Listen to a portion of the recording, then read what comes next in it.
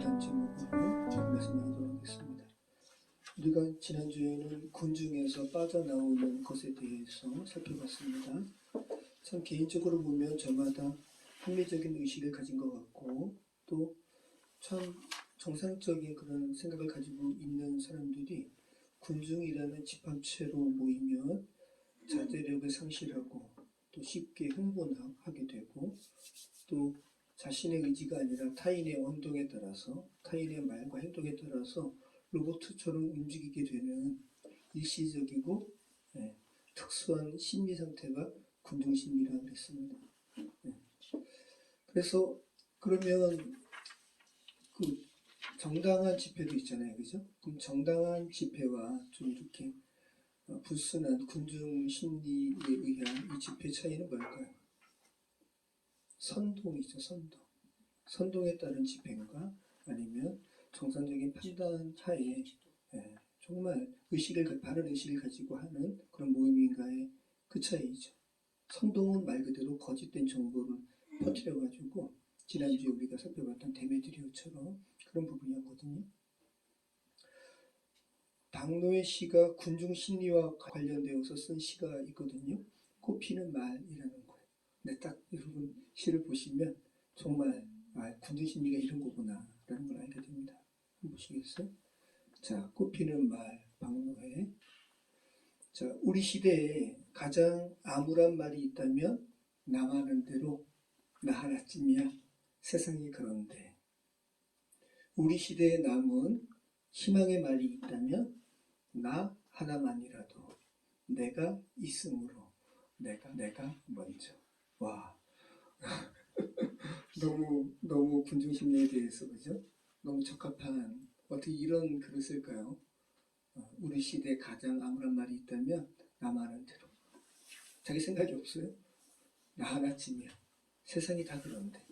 근데 우리 시대에 남은 희망의 말이 있다면 나 하나만이라도 내가 있으므로 내가 먼저. 저는 이 시를 보면서 얼마 전에 돌아가신 그 엄청난 그 재산을 나라에 헌납을 해가지고 독립군을 양성하고 그런 가문이 있거든요. 지금 국가정보원 역임했던 이종찬 씨죠.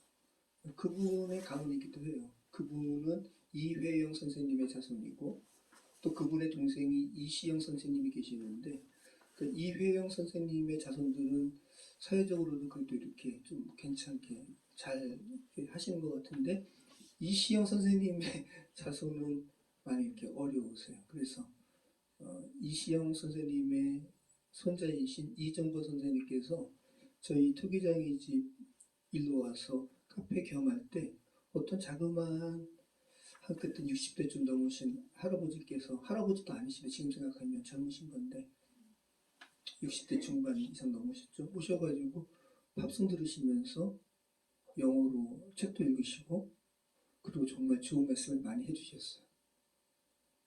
이 사회의 부조리에 대해서 그리고 의식에 대해서 야, 왜 나이키 같은 거 뭐 이마나 가슴에 모자나 잠바에다가 나이키 아디다스 그런 거 붙이고 다녀?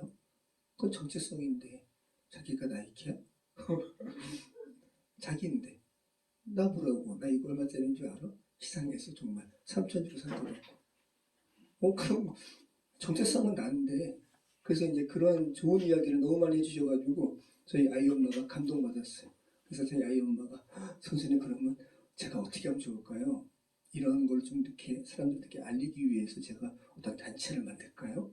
제가 좀 으쌰으쌰 할까요? 저희 아이 엄마 그런 거 잘하니까. 그랬더니 그분이 뭐라고 그러시냐면 아니야. 다 똑같다고. 그런 거 만들면 다 똑같이 썩는다고. 그냥 당신이 그 자리에서 그렇게 살라고. 딱 이거 아니에요. 그죠? 우리 시대에 남은 희망의 말이 있다면 나 하나만이라도 내가 있으므로 내가 먼저. 근데 그분이 얼마 전에 돌아가셨어요. 돌아가셨는데 장례에도 제일 처음에는 무용고로 이렇게 한다고 하니까 저기 나눔동에 저분이 이제 오랜 시간 동안 그렇게 알고 봤더니 그런 관계를 또 이렇게 하셔서 와, 그분 돌아가시기 전에 마지막에 어떻게 하다가 이제 저희랑 통화가 됐는데 이분이 암으로 인해서 그 진통제 맞으시니까 정신이 오락가락해가지고 그 하여튼간 국가에서 자기를 잡으러 온다고 그렇게 하시다가 저희는 또 하여튼간 저희도 이제 못 뵀네요. 들어가시는 거를. 그래서 그 나눔 동행 그분께서 그래도 이제 국가 다시 대전에 어디에서 이렇게 장례를 다시 한번 치르는 거를 그렇게 귀하게 헌신하셨더라고요. 참 그분 생각이 많이 나요. 네. 어떻게 우리나라는 독립군의 후손들은 이렇게 힘들게 살아요. 근데 어떻게 친일파는 다 하나같이 잘 살아요. 이거는 정말 이렇게 근본적인 걸 잘 못했어요. 우리나라가. 그 프랑스는 그 나치에 이렇게 도움을 줬던 프랑스 사람들에 대해서 제대로 단죄를 했거든요. 근데 우리나라는 단죄를 못한 거예요. 그러니까 친일파가 끊임없이 지금 윤 정권도 그런 거고. 또 누구는 그래요. 왜 이렇게 우리나라의 이 민주화는 서민들의 피로만 이루어지냐고. 그죠? 그 외에 우리나라 민주화를 억압했던 그 사람들은 왜 다 풀려나냐고. 일시적인 시간이 지나면. 그러면서 제대로 된 이 민주화 그러면 그 말도 안 되는 일을 저질렀던 그 사람들도 응당의 대가를 받아야 되는 거 아니냐. 이게 그죠? 합당한 그게 안 되니까 또 이런 일이 벌어진 거 아니에요. 만약에 40년 전에 그러한 50의 그 주역들이 사형 선고받았지만 사면됐잖아요. 근데 그게 아니라 응분의 대가를 받았다면 정말 무기징역이라도 죽음을 좀 하는 거는 좀 그렇다면 생명을 나라에서 그거 하는 거는 좀 그렇다면 무기징역이라도 했다면 지금 윤아무개가 이런 일을 저질렀을까요? 근데 이것이 또 만약에 무슨 뭐 지금 아직도 헌재가 이거 제대로 하지 못해서 만약에 정말 다시 기각이든 무슨 뭐 각하든 이런 식으로 돼서 그거 한다면 말 그대로 계엄 면허증을 발급받은 거 아니에요? 이런 일이 또 되풀이되지 않을 때고는 우리가 생각할 수 없는 거고 정말 제대로 된 단죄가 이루어져야 돼요. 어제도 어떤 어르신이 그 어떤 시립대 노교수의 글을 공유를 했더라고요. 자기가 시립대 학생들 얼마나 착한 줄 모른다고. 그런데 자기는 탄핵 반대 의견을 자기는 내는 사람인데 탄핵 찬성을 하는 집회가 있더라고 하면서 그래 그럴 수 있다고. 근데 거기 가니까 그 착한 학생들이 자기 이름 거명하면서 와 뭐라 그랬다고. 이거를 하면서 무슨 공산화 뭐 이런 글을 공유를 하신 거에서 제가 이런 글이 공유될 줄 몰랐다고. 지금 영연백 이야기 나오고 종이관 이야기 나오고 특전사가 국회 침탈하고 이게 정상이냐고. 그렇게 공정과 상식 정의를 부르짖는 그 윤아무개의 말과 행동이 일치했다고 보시냐고. 주술과 무속에 찌든 이 정권이 정상이냐고. 제가 그랬더니 그렇게 글을 썼어요. 그렇게 선생님 이런 글을 올릴 줄 몰랐다고. 그랬더니 또 선거 조작에 대한 유튜브 채널을 거기다가 공유를 했더라고요. 이게 군중의 이게 잘못된 정보에 선동당한 거죠. 이렇게 되는 거예요. 정말 잘못된 자기가 올라와 있는 것 같으면 재빨리 군중에서 어떻게 탈피해야 된다고요? 자, 그죠? 일반적인 사람들도 사실이 뭔지, 팩트가 뭔지 확인하면 그래서 나올 수 있죠. 팩트 확인이 중요한 거고 또 저희는 크리스찬이잖아요. 거기에 하나 더 우리는 더 해야죠. 뭐죠? 하나님 앞에 단독자로 서긴 거. 정말 조물주, 창조주 하나님을 자기가 인식한다면 창조주 하나님 앞에 정말 이렇게 온전하게 선다면 사람들을 종이관을 1000개나 준비하려고 시도하고 영양백을 3000개 더 준비해가지고 4000개가 마련되는 이 상황 속에서 제대로 된 게 뭐죠? 라고 하나님께 여쭐 수 있는 거 아니에요. 그러면 상식적으로 판단할 수 있죠. 그런데 로봇처럼 매몰돼가지고 너무 안타까운 거죠. 자, 이정호 선생님 말씀하신 거, 이 박노해 씨가 꽃피는 말을 통해서 이야기하는 거 다 그거잖아요. 집합체에 매몰되지 마. 너 혼자 개별적인 존재야. 하나님 앞에 정직하게. 나 하나만이라도 잘못된 군중에 빠지지 말고 바르게 살아나가. 이렇게 이야기하는 겁니다.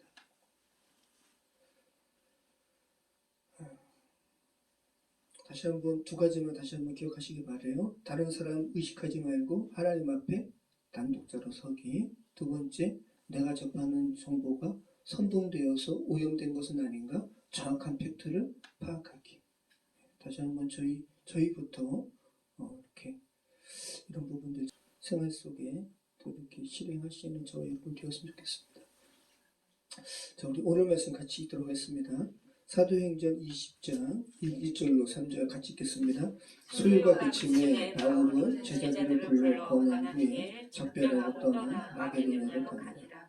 그 지방으로 다녀가며 여러 말로 제자들에게 권하고 헬라에 이르러 거기 석 달 동안 있다가 배 타고 수리아로 가고자 할 그때에 유대인들이 자기를 해하려고 공고함으로 마게도냐를 거쳐 돌아가기로 작정하니.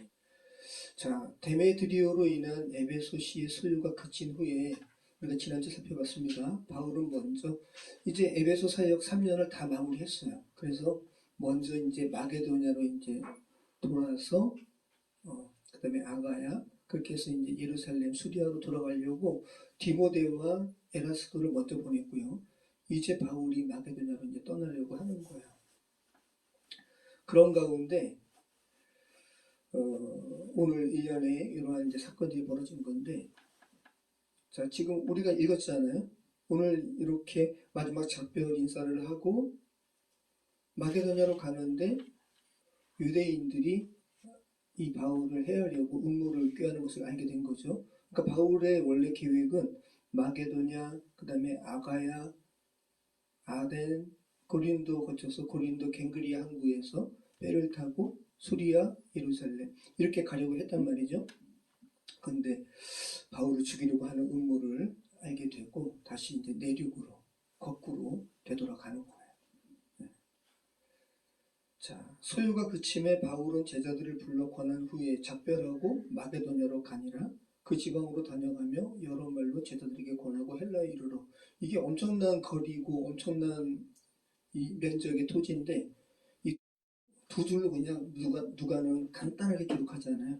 그죠? 하지만 바울은 이 안에 얼마나 많은 스토리가 있겠습니까? 바울은 고린도 후서를 통해서 우리가 읽은 사도행전 20장 1절과 2절 사이에 이러한 숨어있는 이야기들을 세밀하게 기록하고 있어요. 여러분, 바울의 그 전도 여행의 대표적인 도시라면 고린도와 에베소라고 할 수 있어요. 왜냐하면 2년 6개월 또 3년 이렇게 오랫동안 머물고 안정적으로 사역했던 도시가 이 두 도시이기 때문에 그래요. 그래서 에베소에 있을 때 바울은 고린도 교회에 대해서 끊임없이 편지를 보내고 계속 관심을 가졌어요.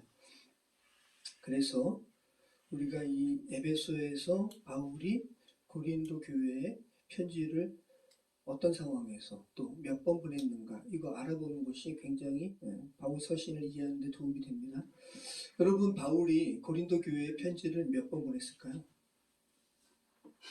그냥 단순하게 생각하면 고린도 전서가 있고 후서가 있으니까 두 번 갔잖아요. 그죠? 그런데 고린도 전서와 후서를 가만히 보면 고린도 전서를 보면 내가 이전에 보낸 편지 이야기하거든요.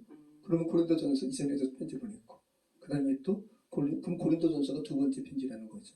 그리고 고린도 전서와 후서 사이에 막 눈물로 고린도 교회에 대해서 안타까운 마음으로 또 디도편에 보낸 편지가 있어요. 이것을 눈물의 편지라고 하는데 그러면 눈물의 편지가 세 번째, 고린도후서가 네 번째 이렇게 되는 거죠. 자, 그래서 현재는 존재하지 않고 그 첫 번째 편지와 눈물의 편지는 존재하지 않고 신약의 정경으로 채택된 편지가 고린도전서와 고린도후서인 거죠. 자, 그럼 고린도 교회에 보내는 바울의 첫 번째 편지를 우리가 어디에서 알게 되냐 하면 고린도전서 5장 9장 한번 보시죠. 같이 읽겠습니다. 내가 너희에게 쓴 편지에 음행하는 자들을 사귀지 말라 하였거니와. 네, 고린도 교회에 보내는 고린도전서 편지에 내가 먼저 너희에게 보낸 편지가 있었지. 그 내용은 뭐였어? 너희 음행하는 이런 부분들 이제 경고했던 편지를 먼저 보냈다라는 거죠. 그러면 고린도전서는 먼저 편지에 이은 두 번째 편지라는 거죠. 자, 고린도전서의 내용은 여러분 어떤 내용이에요? 고린도 교회가 각 신생 교회고 또 고린도가 워낙에 정말 이렇게 방만하고 또 음탕하고 뭐 이런 도시였기 때문에 교회의 문제점이 너무 많았죠. 오늘날 현대 교회에 펼쳐지는 문제가 다 있었어요. 그죠? 어떤 게 있었어요? 성적 부도덕, 또 은사에 대한 부분으로 인한 혼란스러움, 또 우상의 음식 먹어도 돼? 안 먹어도 돼? 먹어도 돼? 안 먹어도 돼가 아니라 먹어도 돼? 아니면 안 돼? 이런 부분들. 또 음행, 너희 안에 가족 간의 음행이 있다고 하는데 이게 무슨 말이냐? 뭐 이런 거. 그 교회 안에 서로 간에 이렇게 소송. 야, 교회 무슨 소송을 왜 사회의회 가지고 교회 안에서 해결해야지. 오늘날도 똑같죠? 교회 문제를 세상에 막 가가지고 자, 이런 부분들을 이제 기록한 것이 고린도 전서의 내용이죠. 그 다음에 이 고린도 전서를 보내서 디모데를 통해서 고린도 전서를 보냈거든요. 그 다음에 이런 부분이 잘 해결되지 않으니까 바울이 고린도의 교회에 갑니다. 가는데 좀 이렇게 냉대받아요. 그러면서 돌아와서 내가 다시는 이 부분을 내가 다시는 근심 중에 너희한테 이제 안 나갈 거야. 이 부분을 고린도 후서에 쓰거든요. 그리고 고린도 후서 보내기 전에 눈물의 편지로 눈물로 기도편에 보낸 편지가 눈물의 편지예요. 자, 고린도 후서 2장 1절로 우리 한번 4절 말씀 한번 보시죠. 이게 고린도 후서 이제 바울이 쓴 네 번째 편지지만 이 내용 안에 내가 눈물로 너에게 썼어. 세 번째 편지를. 이 부분을 우리가 알 수 있는 거예요. 고린도 후서 2장 1절로 4절. 같이 읽겠습니다. 내가 다시는 너희에게 근심 중에 나아가지 아니하기로 스스로 결심하였노니. 이 부분이거든요. 내가 방문했는데 너희가 내 말을 듣지도 않고 나를 냉대했네. 난 다시는 근심 중에 너희한테 이제 안 나갈 거야. 라고 하면서 이제 다시 가서 너희한테 1대1로 만나는 것보다는 내가 이 마음을 글로 써서 눈물로 써서 기도편에 보낸다는 거죠. 자, 같이 읽겠습니다. 내가 너희를 근심하게 한다면 내가 근심하게 한 자밖에 나를 기쁘게 할 자가 누구냐? 내가 이같이 쓴 것은 내가 갈 때에 마땅히 나를 기쁘게 할 자로부터 도리어 근심을 얻을까 염려하니요. 또 너희 모두에 대한 나의 기쁨이 너희 모두의 기쁨인 줄 확신하니로다. 내가 마음에 큰 힘듦과 걱정이 있어 많은 눈물로 너희에게 썼노니. 이게 세 번째 편지예요. 이는 너희로 근심하게 하려 한 것이 아니요 오직 내가 너희를 향하여 넘치는 사랑이 있음을 너희로 알게 하려 함이라. 이 눈물의 편지를 디도편에 보냈어요. 그래서 이 바울이 쓴 눈물의 편지는 굉장히 신랄하게 고린도 교회에 마침 잘못하고 있는 부분을 신랄하게 아마 이렇게 쓴 편지의 내용 같아요. 그래서 내가 너희를 정말 근심하게 하려고 쓴 게 아니라 내가 너희를 사랑하기 때문에 쓰는 거야 라고 썼다고 고린도 후서를 통해서 지금 세 번째 편지에 대해서 이야기하고 있는 거죠. 그런 편지를 썼기 때문에 바울이 마음이 무거웠어요. 그리고 그 디도편에 보낸 그 편지에 대한 답장을 디도를 통해서 받기를 원했어요. 이것이 바로 바울이 오늘 에베소에서 떠나는 과정 가운데 있었던 상황이었어요. 그리고 아마 바울은 디도와 여러분 지금 바울이 에베소에 있잖아요. 에베소에서 고린도로 가려면 바로 이렇게 고린도에서 에베소 항구를 통해서 고린도로 갈 수도 있겠지만 지금 아마 드로아에서 맨 위에 드로아에서 빌립보 마게도냐 그죠? 그래서 디도와 아마 드로아에서 만나기로 미리 약속을 했던 것 같아요. 근데 드로아에 갔는데 그 전도의 문도 열리는데 디도는 오질 않아요. 그리고 마게도냐에서 디도 만나거든요. 그리고 고린도 교회가 회개했다는 소식을 마게도냐에서 바울이 듣게 되는 거예요. 그래서 기쁜 마음에 다시 디도 편에 고린도 교회에 보낸 편지가 고린도 후서예요.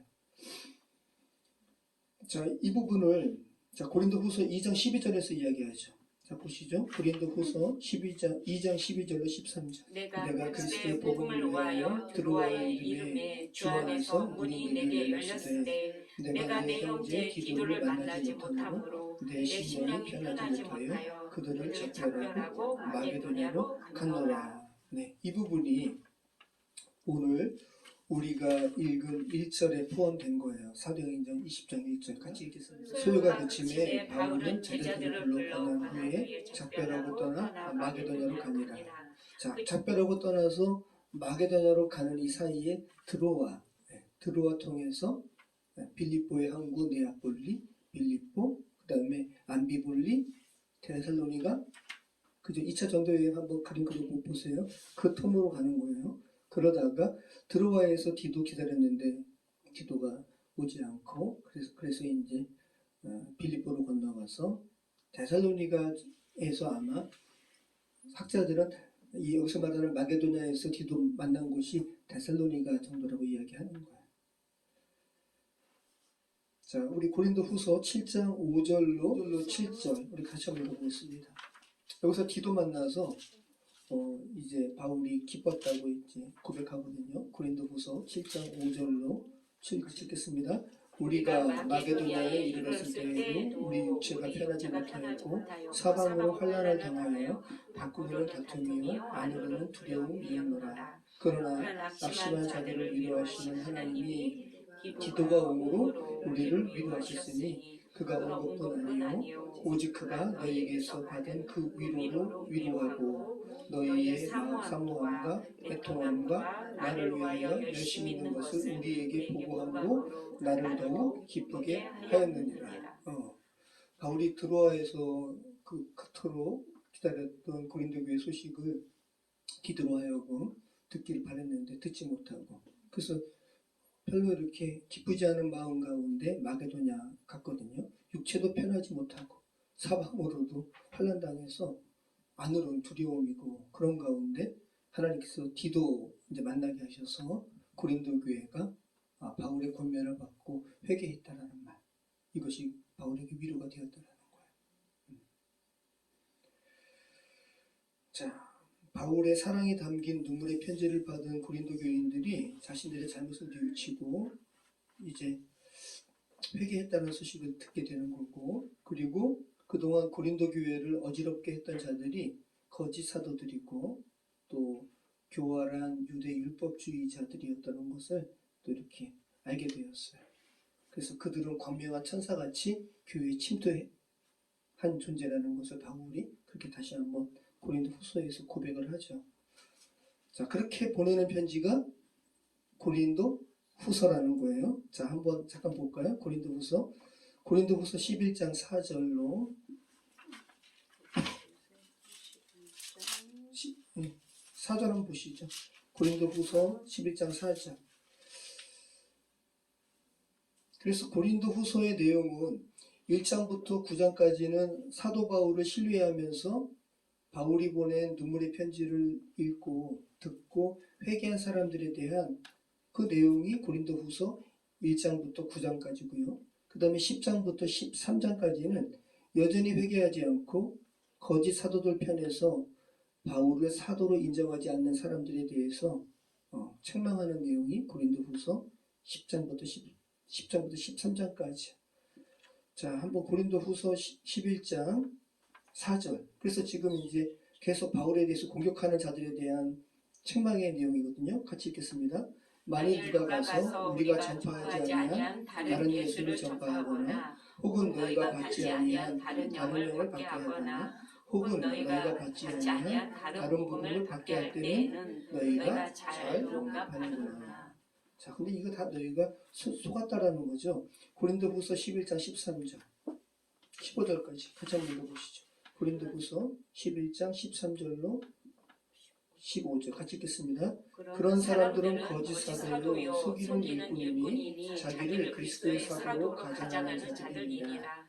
이것은 이상한 일이 아니니라. 사탄도 자기를 광명의 천사로 가장하나니 그러므로 사탄의 일꾼들도 자기를 의의 일꾼으로 가장하는 것이 또한 대단한 일이 아니니라. 그들의 마지막은 그 행위대로 되리라.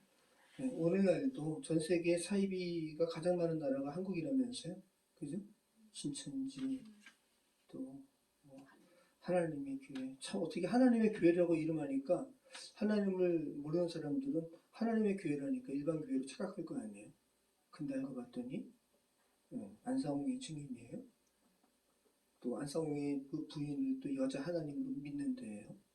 아유, 그런 부분에 다 속아 넘어가는 상황이 지금 우리가 살아가는 상황인 것이죠. 자, 그렇게 바울은 후서를 보낸 후에 이제 아가야 지방으로 출발하는 거야. 그리고 빌립보, 데살로니가, 베레아를 통해서 이제 고린도를 향하게 되는 거죠. 자, 고린도가 아가의 수도잖아요. 그죠? 그리고 로마와 연결고리가 있는 곳이기 때문에 바울은 고린도에 정말 관심이 많았고 바울이 로마서를 어디 썼어요? 고린도에 썼어요. 그리고 많은 학자들이 오늘 우리가 읽은 본문에 그 로마서를 썼던 그 시기가 오늘 본문에 있다고 이야기해요.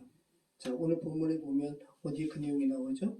자, 1절부터 3절 한번 읽어보시죠. 그 지방으로 다녀가며 여러 말로 제자들에게 권하고 헬라에 이르러 거기 석 달 동안 있다가 배 타고 수리아로 가고자 할 때, 이때라는 거예요. 그러니까 바울이 2차 때는 고린도에서 로마 교회에 그 쓸만한 상황은 아니었다고 이야기하고 오늘 우리가 읽은 사도행전 요 아주 짧은 문장 속에 숨어 있는 요 시기에 로마에 보내는 편지를 썼다고 이렇게 이야기하는 겁니다. 잠깐 PPT 한번 볼게요. 보시죠. 여기가 그죠? 여기 에베소에서 이제 먼저 디도 편에 고린도 교회에 보내는 눈물의 편지를 보냈단 말이죠. 그리고 우리 드로아에서 만나자. 그죠? 그렇게 해서 지금 에베소에서 바울은 이제 에베소 교인들과 작별을 하고 제자들과 작별하고 이렇게 가는데 드로아에서 전도의 문이 열렸어요. 근데 디도를 만났으면 더 이렇게 의미 있게 전도를 했을 텐데 만나지 못하고 이제 넘어가는 거죠. 빌립보의 이 필리피, 현대는 필리피고 필리피의 항구가 네아폴리인데 네오폴리스라고 그랬잖아요. 네오폴리스가 이탈리아도 있다고 그랬죠. 나폴리. 그래서 이 네아폴리가 현재 이름으로는 까발라. 그래서 이렇게 네아폴리 항구에 도착하고 빌립보, 암비볼리, 아볼로니아, 데살로니가 이쯤에서 고린도 교회의 좋은 소식을 들고 온 디도를 여기서 만나는 거죠. 그리고 다시 고린도 후서를 써서 디도 편에 다시 들려보내는 거예요. 그 다음에 바울이 계속해서 이제 자기가 세웠던 요 교회들을 이제 계속 지나가게 되는 거죠. 돌보고. 그래서 오늘 보면 마게도냐라고 할 때는 이 부분인 거예요. 여기 이 북부 지방. 그리고 여기 헬라에 3개월 동안 머물렀다고 하는 것은 여기 아가야 지방을 이야기하는 거죠. 그래서 여기 갱그리아. 여기서 원래 배 타고 이렇게 배 타고 이렇게 여기 가이사랴 도착해서 예루살렘에 보고하고 또 연고도 전달하고 그 다음에 수리아로 가려고 했는데 이 갱그리아에서 이 고린도에서 머물 때 유대인들이 이 바울을 해하려는 그런 음모를 꾀한 거고 바울은 알게 되어서 다시 내륙으로 가서 다시 되돌아가요. 그 드로아까지 가는 거예요. 드로아에서 또 오늘 본문에 나오는 그죠? 바울 설교 듣다가 졸음 이기지 못해서 떨어져 죽은 기사가 여기에서 나오는 거죠. 자, 그러면 자, 우리 사도행전 20장 1절로 5절 말씀을 다시 한번 읽어보겠습니다. 예루살렘 교회에 연보를 가지고 가는 사람들의 명단이 나오고 있어요. 네. 자, 사도행전 20장 1절로 5절 말씀 다시 한번 읽어보겠습니다. 소유가 그침에 바울은 제자들을 불러 권한 후에 작별하고 떠나 마게도냐로 가니라. 그 지방으로 다녀가며 여러 말로 제자들에게 권하고 헬라에 이르러 거기 석 달 동안 있다가 배 타고 수리아로 가고자 한 그때에 유대인들이 자기를 헤아리고 공부함으로 마게도냐를 거쳐 돌아가기로 작정하니 아시아까지 함께 가는 자는 베레아 사람 브로의 아들 소바더와 데살로니가 사람 아리스다고와 세군도와 더베 사람 가이오와 및 디모데와 아시아 사람 두기고와 드로비모라. 그들은 먼저 가서 드로아에서 우리를 기다리더라. 네, 참 흥미로운 명단인 거예요. 지금 4절 이하부터 바울과 함께 예루살렘 교회로 돌아가는 사람들의 완벽한 명단을 기록하고 있어요. 몇 명이에요? 세보세요 한번. 몇 명인지.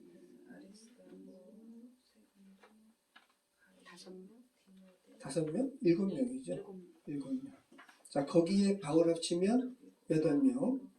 자, 그런데 5절 말씀 보면 드디어 누가가 합류한 것을 우리가 알게 되는데, 자, 먼저 보낸 이 7명이 먼저 가서 드로아에서 기다린다는 거예요. 누구를? 우리를. 이 우리는 누구예요?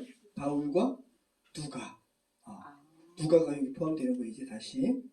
자, 누가가 처음 언급된 것은 사도행전 16장 9절에서, 그죠? 밤에 환상이 보여가지고, 마게도냐 사람이 이리로 건너와라. 건너와서 우리 좀 도와달라라고 할 때, 자, 한번 읽어볼까요?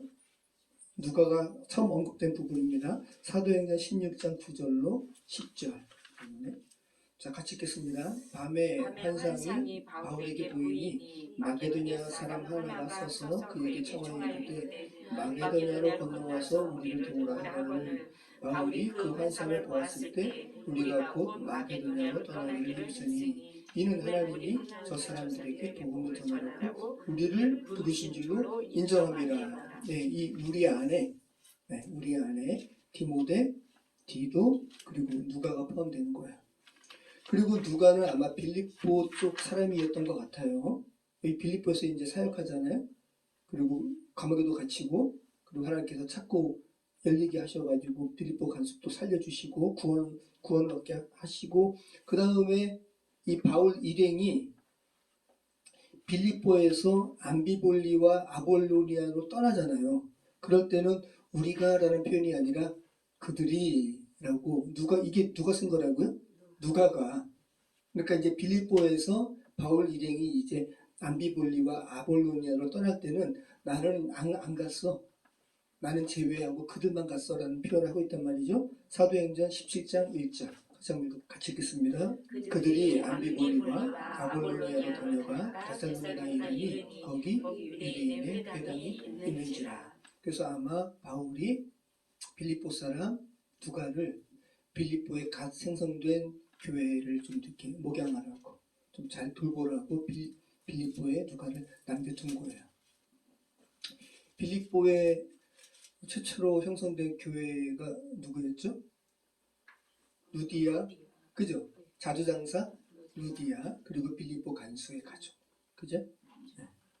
자, 그 누가가 오늘 등장하는 거예요. 다시.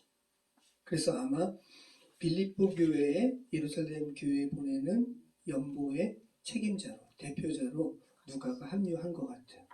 그리고 바울을 지금 죽이려고 유대인들이 갱그리 항구에서 음모를 꾀했잖아요. 바울의 하여튼 복음에서 증거하는 바울을 계속 미워했던 부분도 있겠지만, 이 바울이 지금 뭐를 가지고 있기 때문에 연보, 이 연보를 노렸다라고 이야기하는 학자들도 있어요.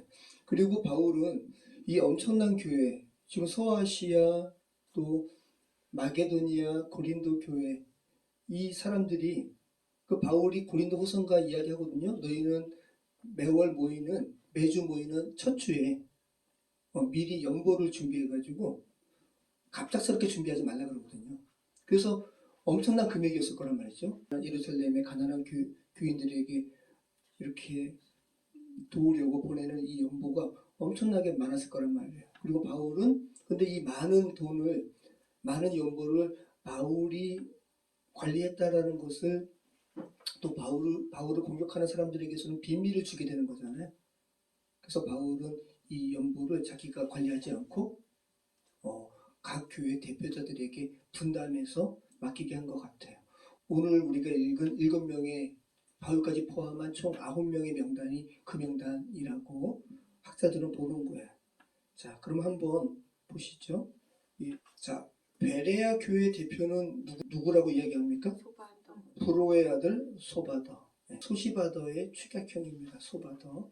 다른 서신서에 소시바더로 나오죠. 그리고 데살로니가 교회 대표는 누구예요?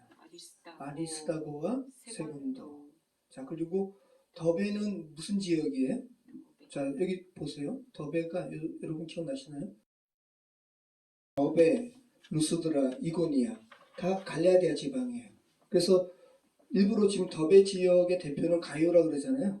그래서 이 갈라디아 교회의 대표로 지금 가이오로 이야기하는 거예요. 근데 가이오를 어떤 사본에서는 마케도냐 출신이라고 이렇게 표현한 사본도 있거든요. 그럴 경우에는 이 가이오는 빌립보 교회, 누가와 함께 빌립보 교회 대표가 되는 거고, 근데 우리가 오늘 읽은 이 본문의 사본 같은 경우는 더베라고 이야기하잖아요. 그래서 갈라디아.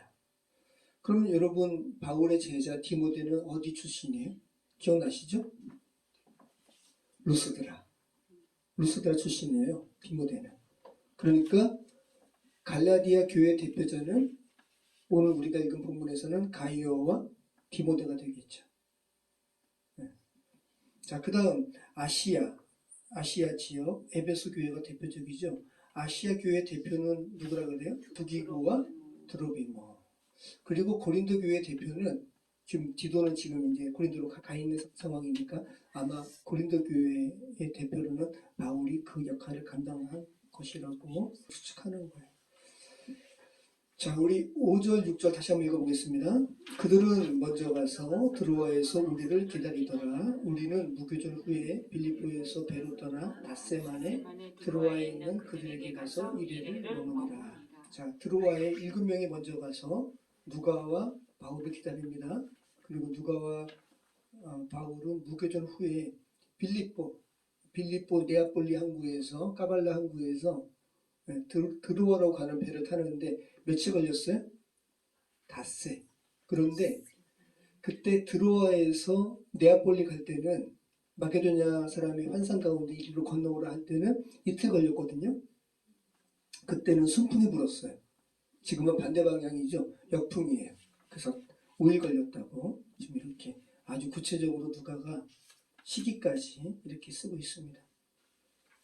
자, 우리 7절로 우리 9절 말씀 같이 읽겠습니다.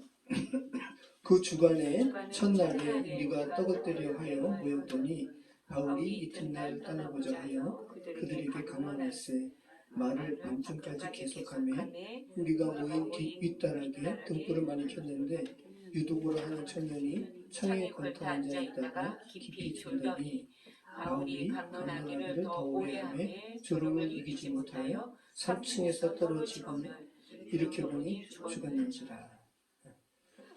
자, 여기 유두고의 이름의 의미가 뭐냐면 행운아예요. 이름 행운아. 참 재밌죠? 자, 그리고 청년이라고 표현하지만 한 14세에서 16세 정도라 그래요. 그러니까 딱 지금 재현이 나이네. 자, 그 주간의 첫날은 뭐예요? 안식구 첫날입니다. 네, 그리스도인들은 원래 유대교의 테두리 안에 있었기 때문에 제일 처음에는 안식일을 모였어요.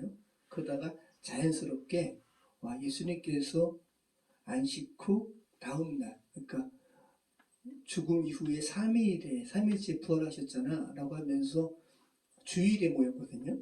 안식 후 첫날인 거예요. 네.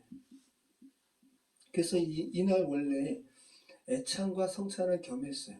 애찬도 하고 성찬도 하고. 애찬이라는 것은 식사 나눔인 거죠. 그런데 우리가 고린도전서에 나타난 여러 가지 문제점을 바울이 지적하잖아요. 교회에서 왜 먹는 거 가지고 가난한 자 배려하지 않고 부자 교인들이 아주 성대하게 전 차려가지고 가난한 사람 배려하지 않고 먼저 먹는 거야. 이런 문제 때문에 점차 교회에서 애찬은 사라지게 되고 성찬식, 그러니까 예수님의 죽으심과 부활하심을 기념하는 성찬만 이제 남게 되었는데 이때는 애찬도 겸한 거죠. 자, 그러니까 오늘 이 바울이 밤늦게까지 강론한 거 아니에요? 그죠? 강론이라고 그러잖아요. 말씀을 풀었어요. 이때 지금 뭐냐 하면 낮부터 모인 사람도 있지만 늦게 일하다가 늦게 온 사람들도 이 강론에 참여했거든요. 그러니까 이들을 위한 애찬을 벌써 했어요. 그리고 사람들이 가득 모였어요. 등불까지 킬 정도로. 예전에 저희 카페 경험할 때 4.19에서 청장년 4.19 특별 구국기도 하잖아요. 그때 제가 어떤 부분을 제가 인상 깊게 들었냐면 그때 이제 참여했던 성도님들이 저희 카페 경험하니까 한 2번인가 3번 정도 여기 오신 적이 있어요. 근데 한 분이 나가시면서 답답해. 이 좁은데 사람들이 가득 모이니까 산소도 부족하고 그러니까 저도 그럴 수 있겠다. 정말 답답한 거죠. 상상해 보시기 바래요. 밥 먹었어요.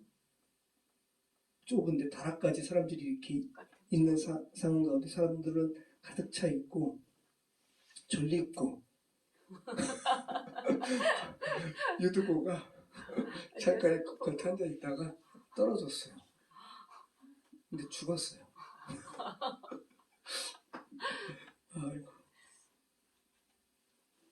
누가 이렇게 그림을 그려놨어요. 이렇게 죽었어요. 유두고가 어린 소년이. 아이고. 자, 아무튼 다시 하나님께서 살리셨죠. 바울을 통해서. 이야기는 좀 이따 하고 오늘 말씀 보면 특별히 우리가 모였다가 라는 말이 있잖아요. 7절 말씀 보면 그 주간의 첫날에 우리가 떡을 떼려 하여 모였더니 이게 이제 예배 모임인데 주일날 예배 모임이잖아요. 그리고 이제 바울이 와서 강론하는 건데 우리말의 의미로는 우리가 모였다라고 하니까 주체가 우리가잖아요. 그죠? 여러분도 오늘 주일날 이렇게 모여서 함께 예배 드리는 거 여러분이 주체가 돼서 모이신 것 같죠? 근데 헬라어 본문은 수동태예요. 모여진 거예요. 그럼 정확하게 교회의 의미와 에클레시아거든요. 불려짐을 받은 사람들의 모임이에요. 콜. 그러니까 부르심을 받은 사람들의 모임이라는 것이 에클레시아 안에 있어요. 그 의미가 불려진 거예요. 그리고 불려진 사람들의 모임이 주일의 모임인 거예요. 그래서 이 신학회라는 말이거든요. 여러분 시나고그가 회당인데 신학에서 온 말인 거예요. 모임.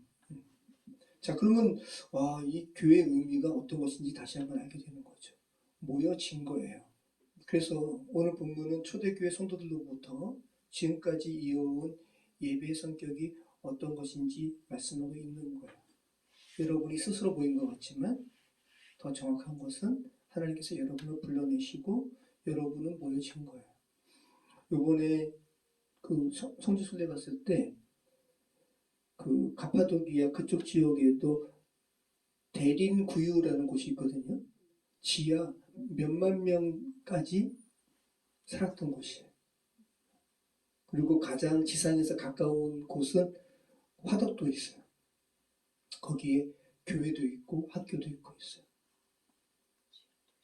그런데 그 대린구유도 굉장히 의미 있었는데 거기에 보면 어떤 공간은 십자가 형태예요. 내부가.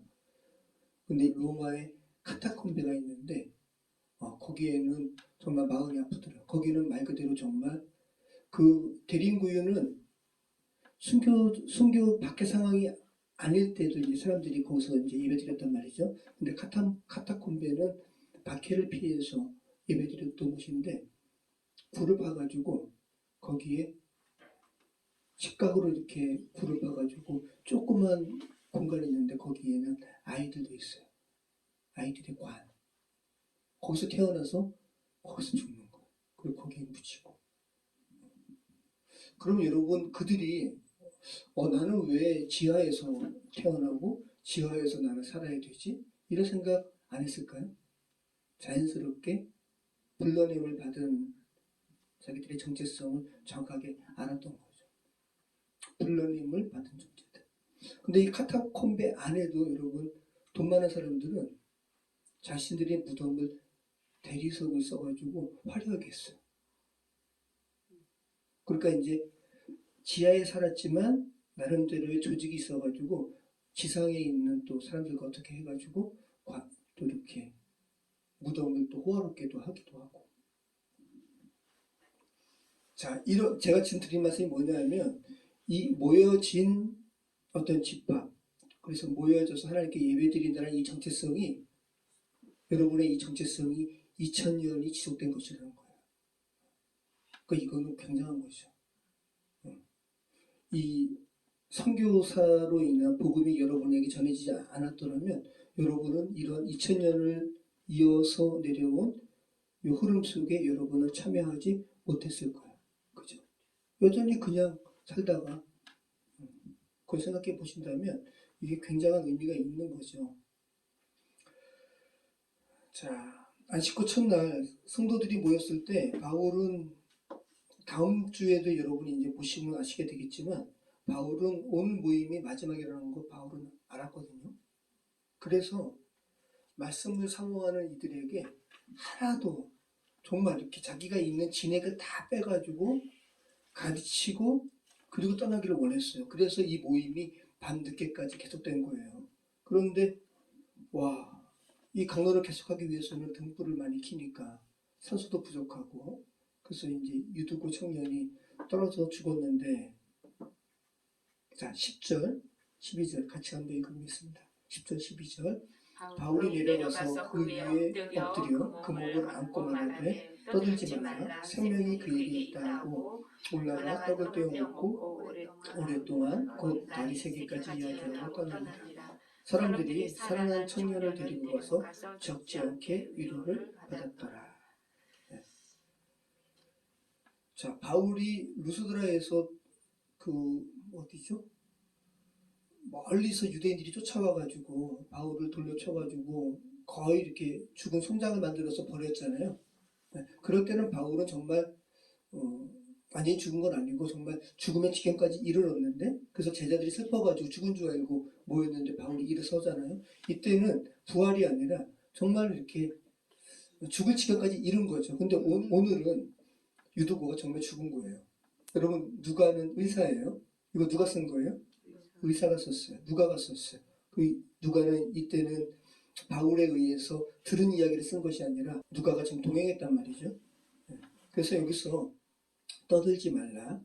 아직 생명이 그에게 있다라는 것은 아직 생명이 끊어지지 않았다는 이야기가 아니라 생명이 소생되었다는 말이에요. 자, 바울이 내려가서 그 위에 엎드려 죽은 유두고 위에 바울이 엎드렸어요. 자, 이 기사를 여러분이 이제 이렇게 읽으시면 구약에 비슷한 기사가 있죠. 어떤 기사예요? 엘리사의 기사도 있고 엘리야, 그 엘리사의 스승도 이 경험을 해요. 자, 우리 한번 스승 엘리야의 경우에는 누구의 아들을 그렇게 소생시키죠? 사르밧 과부의 아들. 자, 한번 읽어볼게요. 열왕기상 17장 8절로 16절. 참 흥미롭습니다. 우리 같이 한번 읽어보겠습니다. 열왕기상 17장 8절로 16절.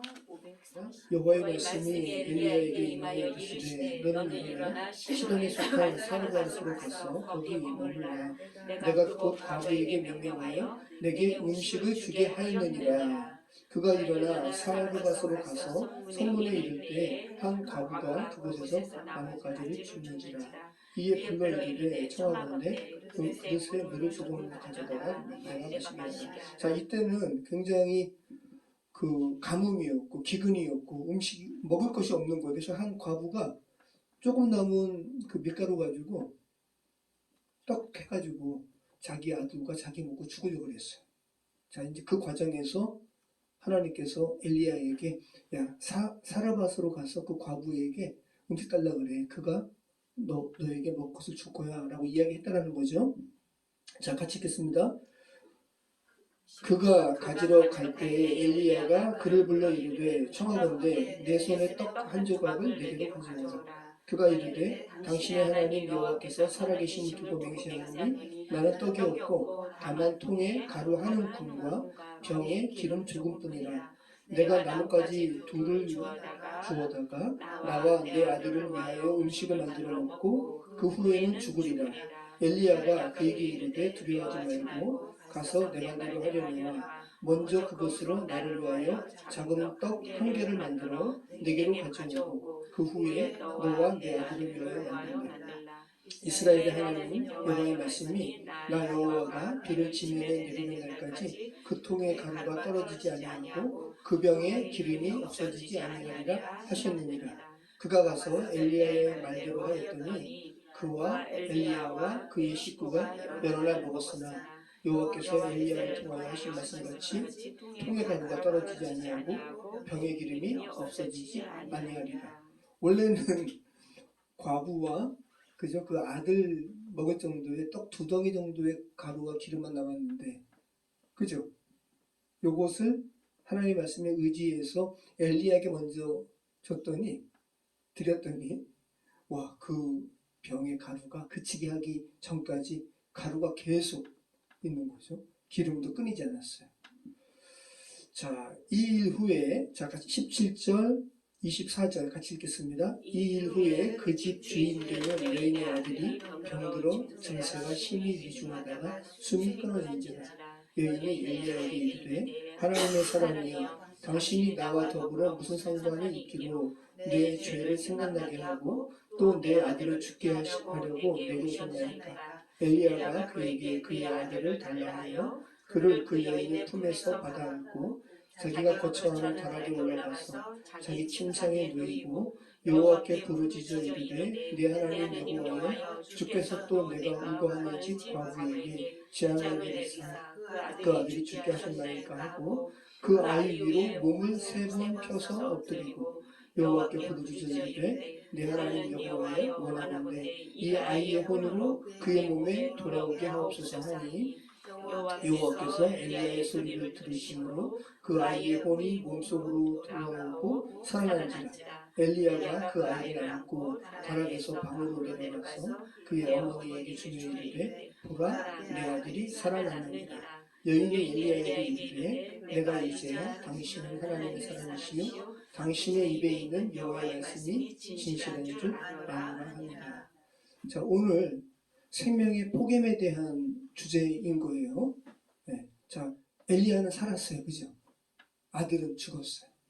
지금 하나님께서 엘리야더러 살아있는 너가 죽은 아이 몸에 3번 포개해요. 기도하게 하시는 거예요. 자, 3번이라는 것은, 그죠? 히브리 전통에서는 3번 기도하는 것이 기도의 완전성을 의미해요. 그래서 유대인들이 3번 기도하는 거예요. 하루에. 베드로도 그 3번 기도하는 그 기도 따라서, 그죠? 성전에 갔다가 나면서 안전뱅이 된 자를 예수 그리스도 이름으로 이렇게 세우는 거 아니에요? 자, 3번. 와, 아마 엘리야도 내가 지금 이게 뭐 하는 거지? 이 아이는 죽었는데 3번 몸을 포개는 거예요. 얼굴은 얼굴대로, 팔은 팔대로 몸 포개면서 기도하는 거예요. 부르짖었다고 그러잖아요. 엄청나게 엘리야는 원래 그 전에 자신이 이 사르밧 과부 아들 만나지 않게 되면 전혀 그저 이 과부와 아들은 그 조금 남은 곡식으로 먹고 죽었을 텐데 자기로 인해서 산 거 아니에요. 살려놓고 죽게 되니까 이게 무슨 상황인가 하면서 엘리야는 아마 당황스러운 마음에 또 슬픈 마음에 울부짖는 거죠. 부르짖는 거예요. 내 하나님 여호와여 원하건대 이 아이의 혼으로 그의 몸에 돌아오게 하옵소서. 자, 물리적으로 몸을 덮게 하죠. 포개게 하세요. 생명의 접촉을 하나님께서 하게 하시는 거예요. 자, 그랬더니 살아났어요. 그러면서 이 과부의 입에서 고백하게 하죠. 엘리야, 당신은 하나님의 사람이시요 당신의 입에 있는 여호와의 말씀이 진실한 줄 아노라. 자, 사르밧 과부에게 하나님께서 위로를 주신 거죠. 오늘 유두고 바울이 살린 후에 유두고가 살아남이 그죠? 네, 들어와 사람들에게 위로가 되었더라. 이렇게 고백하잖아요. 자, 이제 엘리야의 제자 어떻게 엘리사도 이런 경험을 합니다. 자, 열왕기하 4장 1절로 7절. 선지자의 제자들의 아내 중에 한 여인이 엘리사에게 부르짖어 이르되 당신의 종 나의 남편이 이미 죽었는데 당신의 종이 여호와를 경외한 줄은 당신이 아시는 바니이다. 이제 빚준 사람이 와서 나의 두 아이를 데려가 그의 종을 삼고자 하나이다 하니 엘리사가 그에게 이르되 내가 너를 위하여 어떻게 하랴. 내 집에 무엇이 있는지 내게 말하라. 그가 이르되 계집종의 집에 기름 한 그릇 외에는 아무것도 없나이다 하니 이르되 너는 밖에 나가서 모든 이웃에게 그릇을 빌리라. 빈 그릇을 빌리되 조금 빌리지 말고 너는 내 두 아들과 함께 들어가서 문을 닫고 그 모든 그릇에 기름을 부어서 차는 대로 옮겨 놓으라 하니라. 여인이 물러가서 그의 두 아들과 함께 문을 닫은 후에 그들은 그릇을 그에게로 가져오고 그는 부었더니 그릇에 다 찬지라. 여인이 아들에게 이르되 또 그릇을 내게로 가져오라 하니 아들이 이르되 다른 그릇이 없나이다 하니 기름이 곧 그쳤더라. 그 여인이 하나님 그가 이르되 너는 가서 기름을 팔아 빚을 갚고 남은 것으로 너와 내 두 아들이 생활하라 하였더라. 자, 이것도 놀랍죠? 네. 자, 그러면 이런 일련의 가난한 상황 가운데서 기름밖에는 없다고 하니까 기름 한 그릇밖에 없다고 하니까 엘리사가 이웃에게 가서 빈 그릇을 빌려오라고 하는 거죠. 조금 말고 많이. 그러니까 이 믿음대로 만약에 온 마을에 있는 그릇을 다 빌려왔다면 또 엄청났을 거예요. 그죠? 자, 이게 여러분 신약의 예수님의 오병이어의 기적. 그죠? 다 이렇게 맥락을 같이 하는 거예요. 자, 그랬더니 또 이제 여기서도 또 아이가 죽습니다. 자, 이 집에서도 열왕기하 4장 32절로 37절 같이 읽겠습니다. 엘리사가 집에 들어가 보니 아이가 죽었는데 자기의 침상에 눕혔는지라. 들어가서는 문을 닫으니 두 사람뿐이라. 엘리사가 여호와께 기도하고 아이 위에 올라 엎드려 자기 입을 그의 입에 자기 눈을 그의 눈에 자기 손을 그의 손에 대고 그의 몸에 엎드리니 아이의 살이 차차 따뜻하더라. 엘리사가 내려서 집 안에서 한번 이리저리 다니고 다시 아이 위에 올라 엎드리니 아이가 7번 재채기 하고 눈을 뜨는지라. 엘리사가 게하시를 불러 저 수넴 여인을 불러오라 하니 곧 부르매 여인이 들어가니 엘리사가 이르되 내 아들을 데리고 가라 하니라. 여인이 들어가서 엘리사의 발 앞에서 땅에 엎드려 절하고 아들을 안고 나가니라. 자, 엘리야의 경우보다 더 구체적으로 지금 표현하고 있죠. 엘리야도 이렇게 기도했을 거예요. 아이 위에 올라 엎드려서 정확하게 포개는 거죠. 자기 입을 죽은 아이의 입에, 자기 눈을 아이의 눈에, 자기 손을 그의 손에 대고 그의 몸에 엎드리니까 몸이 차츰 따뜻해지는 거예요. 와. 그리고 다시 엘리사가 내려가서 또 왔다 갔다 한 후에 다시 또 재차. 그러니까 지금 뭐 하는 거예요? 지속적으로 기도하는 거. 하나님, 이 아이의 영혼을 돌려주시옵소서.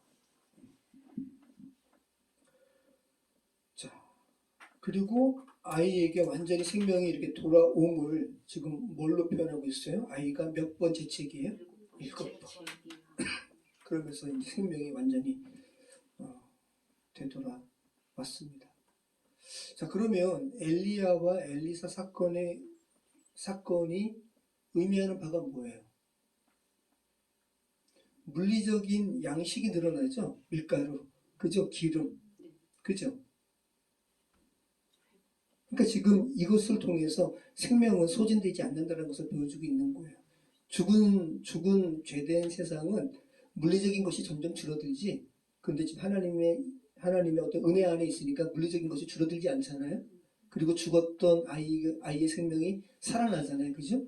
네. 하나님의 은혜 가운데서 생명은 소진되지 않는다라는 거예요. 어떨 때? 하나님과 관계된 사람이 생명이 죽음 가운데 접촉할 때, 포개어질 때. 네. 자, 그러면 에스겔의 마른 뼈의 이 소산 사건도 마찬가지인 거죠. 에스겔이 외치잖아요. 사방에서 생기야 불어와서 이 사람 위에 입히라 하니까 마른 뼈에서 힘줄이 나고 근육이 덮이고 그래서 여호와의 군대가 되었다고 그렇게 이야기하잖아요. 자, 오늘 바울이 유두고를 살리는 것도 마찬가지인 거예요. 그죠? 10절 말씀 보면 정확하게 이야기하잖아요. 내려가서 그 위에 엎드려 그 몸을 안고 말하되 떠들지 말라 생명이 그에게 있다. 네. 아직 죽지 않은 게 아니라 떠들지 말라. 하나님께서 다시 이 아이에게 생명을 주셨다. 올라가서 떡을 떼어 먹고 그저 다시 살아난 유두고와 함께 오랫동안 날이 새기까지 이야기하고 떠나니라. 자, 유두고 이름이 뭐라고요? 행운아. 와, 바울 선생님에게 야, 날이 새도록 바울이 유두고에게 한 말은 뭘까요? 그죠? 자, 그리고 사람들이 이렇게 살아난 유두고를 데리고 가서 적지 않게 위로를 받았더라 라고 표현하고 있어요. 자, 성경에는 여러분 예수님께서 소녀를 살리신 기적 달리다구, 그죠? 나사로를 살리시고 베드로도 사도행전 9장에서 다비다야 일어나라, 그죠? 이렇게 죽음에서 살린 기사가 너무 많은데 오늘 우리가 살펴본 엘리야와 엘리사 또 유두고, 바울 이 사건과의 차이는 엘리야, 엘리사, 유두고의 사건은 포개어졌다는 거예요. 생명이 죽음을 포개한 이 부분에서 차이가 있죠. 자, 그러면 생명이 죽음을 포개는 것과 죽음이 살아있는 것을 포개는 것과의 차이는 뭐예요? 죽음이 살아있는 것을 포개면 죽어요. 그래서 예전에 십자가형의 가장 잔인한 것은 십자가형에서 죽은 사람과 산 사람을 포개는 거죠. 어떻게 될까요? 산 사람이 죽어요. 그죠? 근데 하나님의 이 역사는 생명이 죽음을 포개니까 살아나는 거예요. 생명의 포개. 한번 생각해 보시기 바라요. 포갠다라는 것은 겹쳐놓는 거 아니에요. 그죠? 성경에서는 이 겹쳐놓는 이 포개의 행위가 생명의 전달, 또 보호, 연합, 또 회복 이런 의미로 많이 사용되었어요. 여러분, 아론의 쌍난 지팡이도 생명의 포개의 결과입니다. 이스라엘 백성이 야, 아론과 모세 너희는 하나님께서 택하신 지도자냐? 라고 이렇게 불평할 때, 그죠? 하나님께서 각 지파별로, 그죠? 지팡이를 가져오라고 그러시죠? 네. 그 다음날 누구의 지팡이에 뭐가 폈어요? 아론의 지팡이에 네. 꽃이 피고 살구 열매가 맺혔어요. 죽은 나무에서. 하나님의 생명이 포개어졌기 때문에 그래서 이 아론의 쌍난 지팡이가 어디 안에 들어가요? 네, 성막의 언약궤 안에 들어가요. 자, 예수님의 십자가도 그죠? 우리의 죄를 예수님께서 포개신 거예요. 그리고 우리를 살리신 거죠. 자, 우리의 죄 위에 죄로 인해서 죽은 우리 위에 하나님의 은혜가 포개어질 때 구원이 이루어지는 거예요. 예수님의 생명이 죄로 인해서 죽은 우리의 죽음을 덮고 살리시는 거죠. 그러니까 거꾸로 이야기하면 그죠? 우리의 죄로 인해서 죽은 우리의 죄가 예수님의 생명을 덮을 때 죄된 세상에서는 오히려 죽음이 생명을 완전히 죽여버릴 텐데 하나님의 생명이니까 오히려 하나님의 생명이 우리의 죽음을 이기고 우리를 살리는 거예요. 하나님의 은혜죠. 그러면 구약의 창세기 때 너희는 고페르나무로 방주를 짓고 역청을 칠하고 칠하라. 이거 카파르 코페르라는 이 칠한다라는 이 카파르가 덮는다라는 거거든요. 이 언어 유희로 카파르 코페르 하면서 덮고 덮으라. 하나님의 은혜는 덮는, 포개는 은혜인 것을 다시 한번 우리는 알게 돼요. 그죠? 아담과 하와에게 입힌 가죽옷도 포개는 거잖아요. 그들은 결국 그들의 죄를, 죽음을 가릴 수 없는 나뭇잎으로 가렸는데 하나님께서는 가죽옷으로 덮으셨는데 이 가죽옷은 누군가의 죽음이잖아요. 정확하게 예수 그리스도의 대속의 사건을 계속 상기시키시는 그 말씀이 신구약에 거쳐서 계속 기록되고 있음을 우리는 알게 됩니다. 자, 엘리야의 제자 엘리사가 엘리야가 불마차 타고 이렇게 승천할 때 엘리야의 겉옷이 떨어졌을 거야. 그죠? 나는 그 엘리야 스승의 겉옷을 찾아야 돼 라고 하면서 찾았어요. 그랬더니 그 겉옷을 이렇게 입었어요. 포김을 당한 거죠. 그랬더니 이 옷으로 그냥 무르치니까 요단강이 갈라지는 거예요. 열왕기하 2장 13절 말씀이죠. 제가 읽을게요. 엘리야의 몸에서 떨어진 겉옷을 주워가지고 돌아와 요단 언덕에 서서 엘리야의 몸에서 떨어진 그의 겉옷을 가지고 무르치며 이르되 엘리야의 하나님 여호와는 어디 계시니까 하고 그도 무르침에 물이 이리저리 흘러지고 엘리사가 건너니라. 자, 이 부분은 하나님의 사명과 능력은 다음 세대에게 포기해질 수 있다는 거예요. 엘리야가 그것을 알았어요. 엘리사가 나의 스승 엘리야에게 임하신 하나님의 능력이 내게도 포기해질 수 있다는 것을 알고 믿음으로 그 행위를 한 거죠.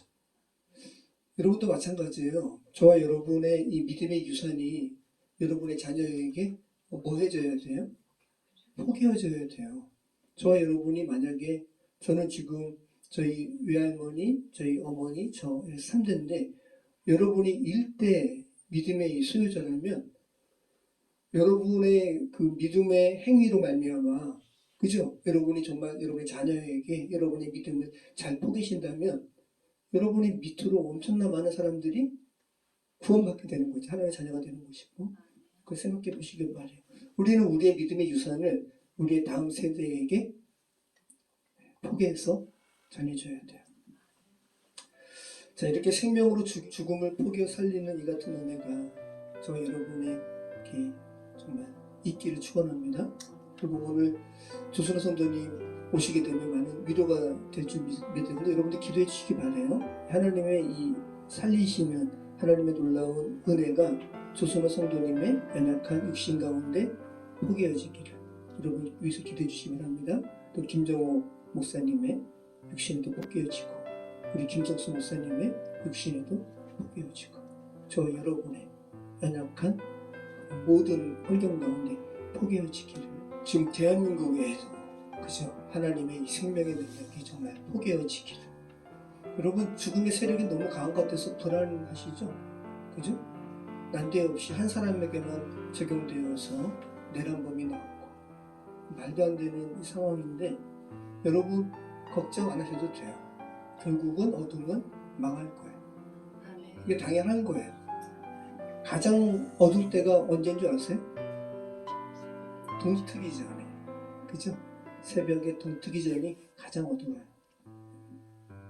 다시 한번 하나님의 생명이 우리 대한민국을 포기시기를 또 러시아와 우크라이나 또 미얀마 정말 너무 가슴 아픈 일들이 전 세계에서 벌어지고 있는데 그 가운데 하나님의 생명이 포기해지기를 간구하시는 저와 여러분의 삶이 되었으면 좋겠습니다. 기도하겠습니다. 참 좋으신 하나님 감사합니다. 오늘 생명의 포기이라는 이런 귀한 은혜의 주제를 또 말씀을 저에게 허락해 주시면 감사합니다. 아버지 하나님 저희 안에 하나님의 생명이 포기하시는 것이 필요합니다. 주의 생명이 저희 한 사람 한 사람의 삶 속에 포기해 주시옵소서. 사랑하는 저희 자녀들 위에 하나님의 생명이 포기해 주시옵소서. 우리 대한민국 땅에 하나님의 생명이 포기해 주시옵소서. 우크라이나와 러시아의 전쟁터 위에도 미얀마의 내전 상황 위에도 이스라엘 그 땅에서도 하나님의 생명의 복이 주시옵소서. 함께해 주시옵소서. 예수 그리스도 이름으로 기도합니다. 아멘.